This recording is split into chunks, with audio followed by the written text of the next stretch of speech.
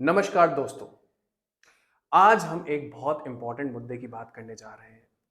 ये अपने international relations का एक बहुत ही इंपॉर्टेंट टॉपिक है, स्पेशली क्योंकि हमारा बांग्लादेश के साथ बहुत पहले का नाता है ना।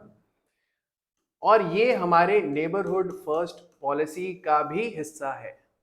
ठीक है, जो चीज़ हुई है वो बहुत ही अनफॉर्चुनेट है और दर्दनाक है, और इस वजह से एक टेरिटोरियल इंटीग्रिटी जो इंडिया की कही जाती है, जो सॉवरेंटी है इंडिया की कही जाती है, उस पे भी क्वेश्चन उठाए गए हैं इस प्रोवोकेटिव स्टेटमेंट में, जो एक बांग्लादेशी के पॉलिटिकल लीडर ने इशू किया है। आइए देखते हैं कि उन्होंने क्या ऐसा बोला है जिसके वजह से इतने सारे सवाल उठ चुके हैं हमारे देश की तरफ।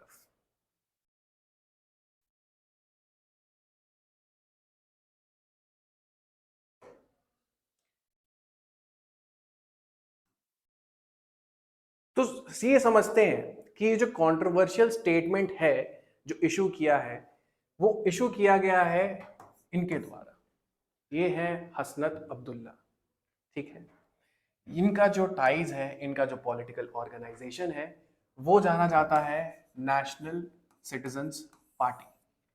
नेशनल सिटीजन्स पार्टी एक बहुत ही नई पार्टी है जो 2025 के फरवरी में ही लॉन्च करी गई थी। ठीक है, अगर आप थोड़ा रिकॉल करोगे तो आपको पता चलेगा कि ये जो पार्टी है, इसको स्थापना करने में सबसे बड़ा हाथ स्टूडेंट्स अगेंस्ट डिस्क्रिमिनेशन जिसके हसनत अब्दुल्ला भी एक पार्ट थे, उनके द्वारा ये पार्टी एस्टैब्लिश करी गई है। और स्टूडेंट्स अगेंस्ट डिस्क्रिमिनेशन का बहुत बड़ा हाथ था अवामी लीग को बैन करवाने में, प्लस जुलाई रेवोल्यूशन आपको याद होगा 2024 में। जुलाई रेवोल्यूशन में क्या हुआ था कि जो पूर्व प्राइम मिनिस्टर थी शेख हसीना, उनको रिजिग्नेशन देना पड़ गया था। ठीक है, और उस तरफ से फिर स्टूडेंट्स अगेंस्ट डिस्क्रिमिनेशन ने अपना आगे चल के एक पॉलिटिकल पार्टी लॉन्च किया जो कोई नेशनल सिटीजन पार्टी के नाम से जाना जाता है। अब इनके जो पॉलिटिकल लीडर हैं जिनका नाम हसनत अब्दुल्ला है, उन्होंने बहुत ज्यादा कंट्रोवर्शियल स्टेटमेंट इशू किया है। उन्होंने क्या कहा है? उन्होंने कहा है India's 7 sisters will be isolated if Bangladesh is डिस्टेबलाइज्ड।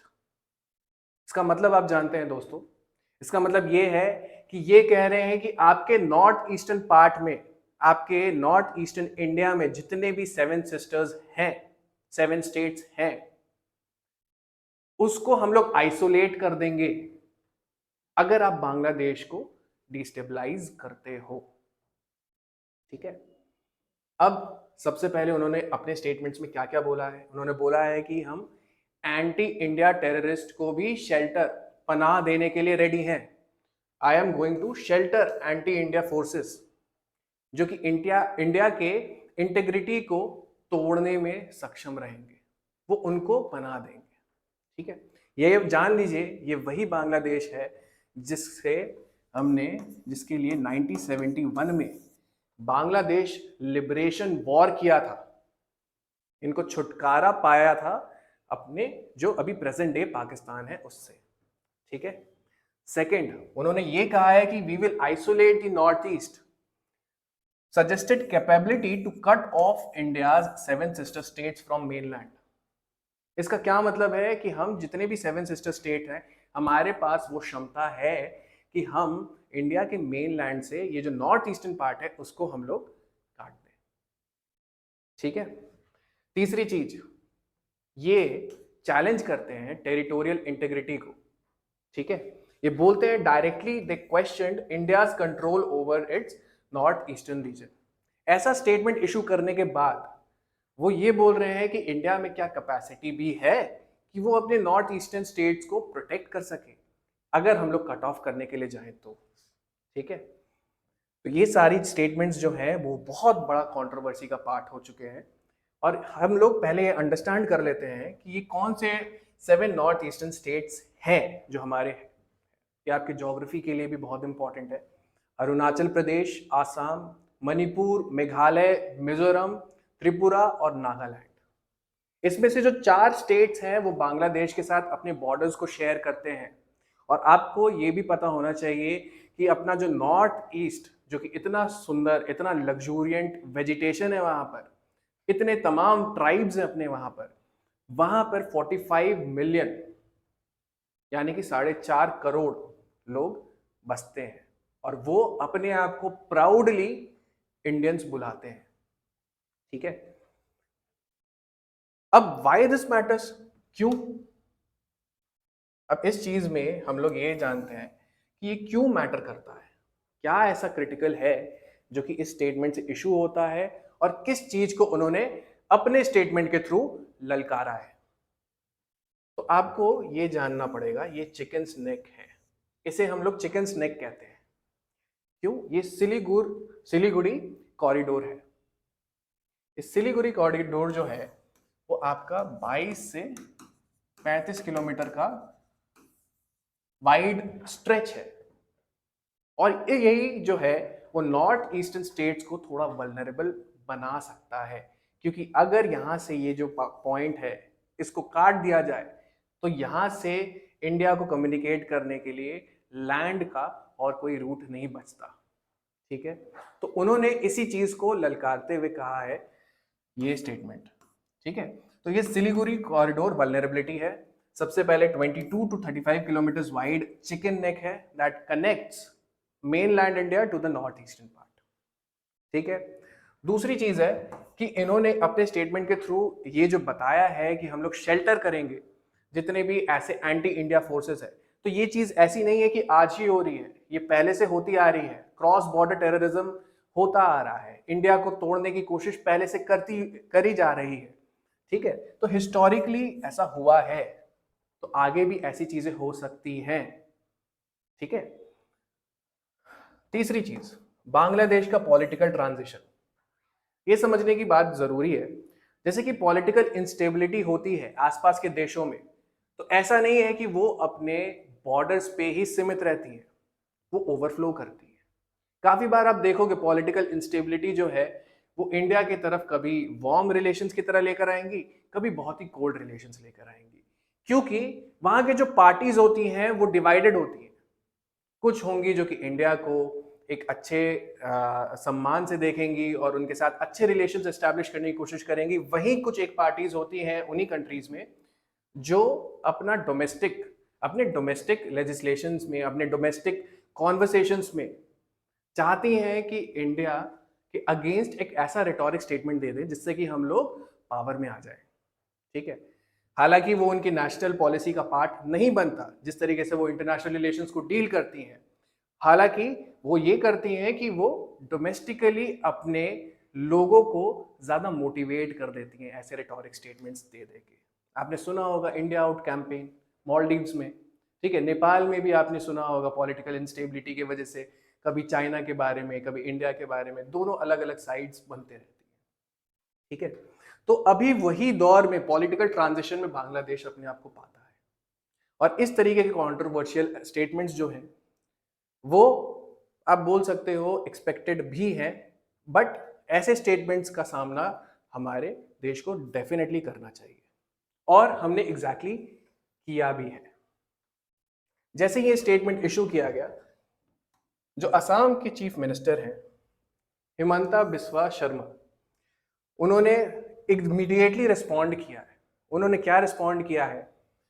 उन्होंने बोला है दीज आर अनएक्सेप्टेबल ट्रेंड्स। ठीक है, ये सेड कि this is irresponsible, dangerous and detach from reality, कि ऐसे स्टेटमेंट्स आप रिस्पॉन्सिबिलिटी के साथ बोलिए, है ना। ऐसे स्टेटमेंट्स नहीं तो इररिस्पॉन्सिबल हैं, डेंजरस हैं, वॉर के वर्ज पे ले आते हैं दो कंट्रीज को। ठीक है, तो आपको बहुत रिस्पॉन्सिबल होना पड़ेगा अपने स्टेटमेंट्स इशू करते हुए। आपको डोमेस्टिकली जो करना है आप करिए, लेकिन आप किसी और देश के ऊपर जब बोलने जाएंगे तो वो अपनी टेरिटोरियल इंटीग्रिटी को प्रोटेक्ट करने के लिए अपना सारी जितनी भी फोर्सेस है वो उसको लगा देंगे। ठीक है, ये सेड कि इट रिफ्लेक्ट्स मिसगाइडेड माइंडसेट। किस दिशा में जाना है देश को, वही मिसगाइडेड है, वही पॉलिटिकल लीडर जो है वो मिसगाइडेड है। स्ट्रैटेजिक पोजीशन, ठीक है, हमारे लिए अपनी टेरिटोरियल इंटीग्रिटी नॉन नेगोशिएबल है। कोई हमारे तरफ एक्शन ले उससे पहले अगर कोई स्टेटमेंट भी बोले, हम उस चीज को काउंटर करने के लिए रेडी हैं। और ये बात बांग्लादेश को अपने दिमाग में अच्छी तरीके से उतार लेनी चाहिए। वहां के जितने भी पार्टीज हैं, वो जो पॉलिटिकल माइलेज गेन करना चाह रहे हैं, उनको ये बात पता होनी चाहिए, ठीक है। डेटरेंस सिग्नलिंग, मतलब हमने किस तरीके से बोला कि हम डेटर करेंगे, ऐसा कुछ भी जो फोर्स है हमारे अगेंस्ट किया जाएगा, हमारी टेरिटोरियल इंटीग्रिटी को थ्रेट किया जाएगा, तो हम उसके लिए तैयार हैं। और full we won't remain silent if hostile behaviour continues, मतलब हम उसका जवाब देने के लिए पूरी तरीके से केपेबल है और हम इंश्योर करेंगे कि ऐसे स्टेटमेंट्स दोबारा नहीं बोले जाए, ठीक है। अब रीजनल स्टेबिलिटी, अब बात तो ठीक है कि ये हमारे जो नेबर हैं उन्होंने ऐसा किया है, ऐसे स्टेटमेंट्स इशू करे जा रहे हैं, लेकिन ये रीजनल स्टेबिलिटी के लिए दिक्कत है, ठीक है। इम्पैक्ट्स क्या है? Bilateral relations at risk. हमने कब से इनके साथ अच्छे रिलेशंस बना के रखे हैं बांग्लादेश के साथ? सिंस 1971 बांग्लादेशी लिबरेशन वॉर, है ना, तब से इतने डिकेड्स, इतने साल बीत गए, 50 से ऊपर साल हो गए जब हम लोग उनके साथ अच्छे रिलेशंस रखे हुए। उस रिलेशन वो जो है वो रिस्क पे आ जाता है ऐसे स्टेटमेंट्स और ऐसे पॉलिटिकल टेंशंस की वजह से, ठीक है। दूसरा है स्ट्रैटेजिक सिक्योरिटी कंसर्न्स, ठीक है। रिटोरिक, मतलब कि किस तरीके के वो स्टेटमेंट्स इशू करते हैं जो कि लोगों में एक वायलेंस, एक एक्साइटमेंट इस तरीके का पैदा करती है कि ये जो अभी प्रेजेंट प्रॉब्लम है हमारे लिए, वो डोमेस्टिक नहीं, वो हमारा पूरा जो दुश्मन है वो इंडिया है। इस तरीके की दिक्कत ये जो है ये रिटोरिक पोज करती है। इट थ्रेटन्स रीजनल बैलेंस, है ना। रीजनल बैलेंस मतलब कि जितने भी क्षेत्र में आपके बैलेंस था, एक एमिकेबल आपके रिलेशंस थे, वो सबको डिस्ट्रॉय करती है, ठीक है। इकोनॉमिक कनेक्टिविटी, कितनी सारे जो हमारे कनेक्टिविटी के प्रोग्राम्स हैं वो बांग्लादेश के साथ भी है, उसको भी वो रुकावट पहुंचाएगी। सप्लाई चेन्स, ये सारी भी दिक्कतें जो इकोनॉमिक से रिलेटेड है, वो भी हम लोग आगे देखने को मिल सकता है हमारे लिए। डिप्लोमेटिक मैसेजिंग, तीसरा इम्पैक्ट ऑन रीजनल स्टेबिलिटी, ये है strong public response serves as deterrence, reinforces resolve, discourages escalation।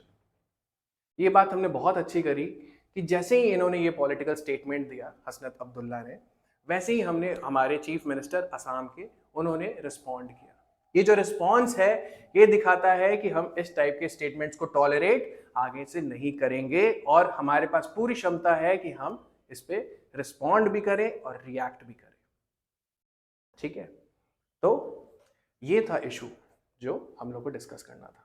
Thank you so much.